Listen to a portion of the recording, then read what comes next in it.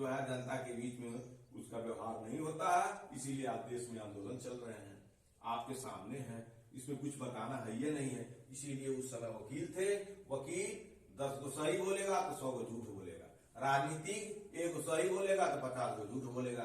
तो ये वकील और राजनीतिक अपना जो चाहे वही लिखवाए, इसीलिए जो संविधान सभा में क्लिष्टता आ गई और इसका आकार बड़ा हो गया। अगर ये सब नहीं होते, जनता के अन्य वर्गों के और लोग प्रतिनिधि होते तो 60 में संविधान सभा बना होता है। तो यही इसकी ये आलोचना है। तो आप आइए, अब नेक्स्ट आलोचना है संविधान सभा की कि क्या और बुराई थी संविधान सभा में। अब आइए 6वां, संविधान सभा की 6वां बुराई क्या है, क्या इसमें कमियां थी। संविधान सभा की 6वां कमियां थी, हिंदुओं का प्रभुत्व था। हिंदुओं का प्रभुत्व था, हिंदुओं का प्रभुत्व था, हिंदुओं का प्रभुत्व था। हिंदू शब्द जो है एक जोड़ा गया है, जोड़ करके समाज को उसी हिंदू के आधार पर तार करके सबको एक में पिरो दिया गया था। तो सब लोग कहते हैं हम हिंदू के नेता हैं, लेकिन हिंदू के लिए काम कोई बढ़िया से करता ही नहीं है। तो वो आलोचक कहते हैं कि इसमें दूसरा कोई, जैसे हिंदू एक संप्रदाय हो गया, उसी तरह से सिख संप्रदाय है और ईसाई संप्रदाय है, बौद्ध संप्रदाय है, पारसी संप्रदाय है, जैन संप्रदाय है, ये सब संप्रदाय है। तो इसमें और संप्रदायों के लोगों का प्रभुत्व नहीं था, हिंदुओं का प्रभुत्व था। ये आलोचना आलोचकों ने किया है। इसमें इनका कहना है कि संविधान सभा में हिंदुओं का वर्चस्व था। संविधान सभा में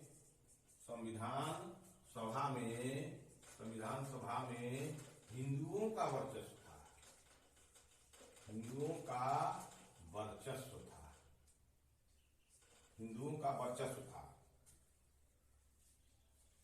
संविधान सभा में हिंदुओं का वर्चस्व था। लॉर्ड विस्काउंट ने इसे हिंदुओं का निकाय कहा है। लॉर्ड विस्काउंट, लॉर्ड विस्काउंट, लॉर्ड विस्काउंट, लॉर्ड विस्काउंट, ये राजनीतिज्ञ हैं, राजनीतिक विशेषज्ञ हैं, तो राजनीति शास्त्री हैं। लॉर्ड विस्काउंट ने इसे हिंदुओं का निकाय कहा कि ये तो एक ऐसी संस्था है, हिंदुओं की एक संस्था है। लॉर्ड विस्काउंट इसे हिंदुओं का, लॉर्ड विस्काउंट इसे हिंदुओं का निकाय के नाम से पुकारते हैं, निकाय थी। लॉर्ड विस्काउंट कहते हैं कि जो संविधान सभा हिंदुओं की निकाय थी। इसी प्रकार विंस्टन चर्चिल ने टिप्पणी की, इसी प्रकार विंस्टन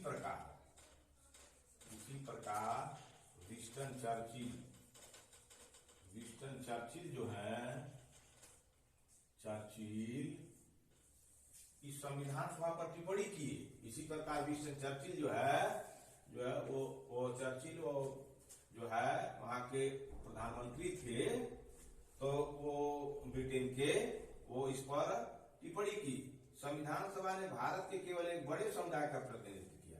कितना बड़ा उन्होंने किया? संविधान सभा ने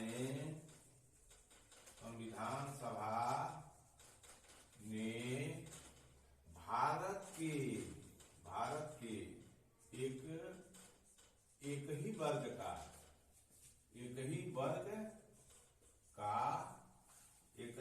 का या एक ही समुदाय का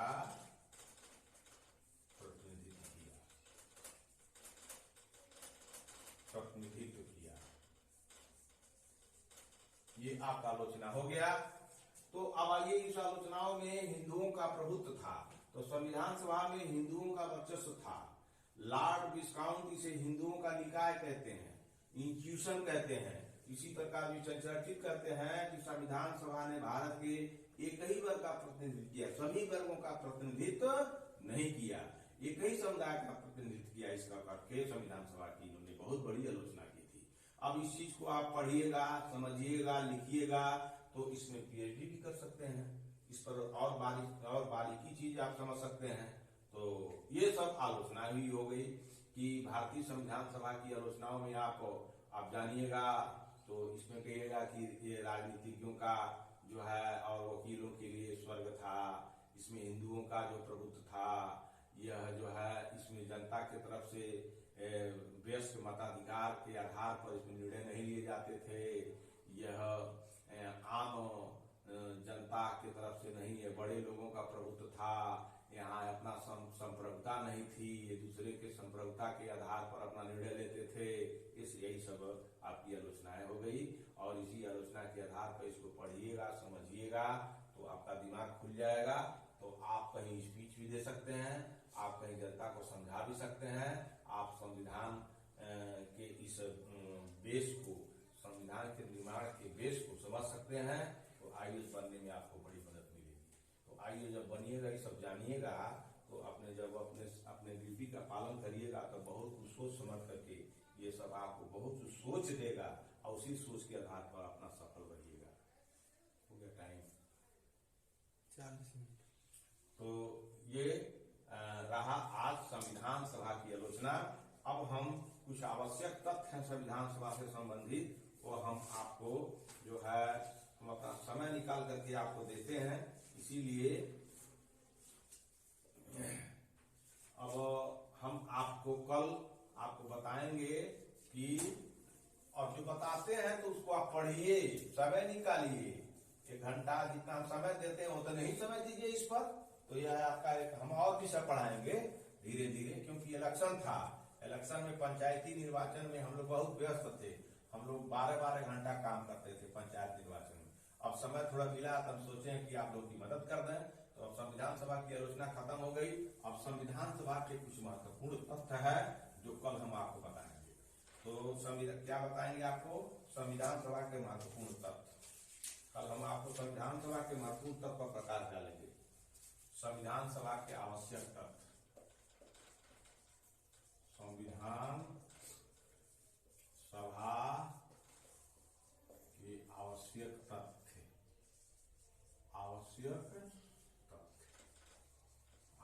तथ्य पर प्रकाश डालेंगे। तो जब आप संविधान की बुराइयों को जान जाइएगा और संविधान के और बहुत सारी समितियां हैं उसको आप पढ़ लीजिएगा, रट लीजिएगा, जितना मैंने वीडियो बनाया है, तो ये संविधान सभा के आवश्यक तथ्य आपको स्पष्ट हो जाएंगे। तो चलिए आज का वीडियो यहीं हम समाप्त करते हैं। और जितने पाठक हैं उनसे मेरा अनुरोध है कि जो है इसे पढ़ें, इसके अतिरिक्त 8 घंटे 10 घंटे 9 घंटे रोज पढ़ें। हाँ, जब 8 घंटे 10 घंटे 9 घंटे पढ़िएगा, आप 1 घंटा मेरा पढ़ लीजिएगा तो आपका दिमाग बहुत स्पष्ट खुलेगा। और इसी के साथ आज का वीडियो खत्म करते हैं।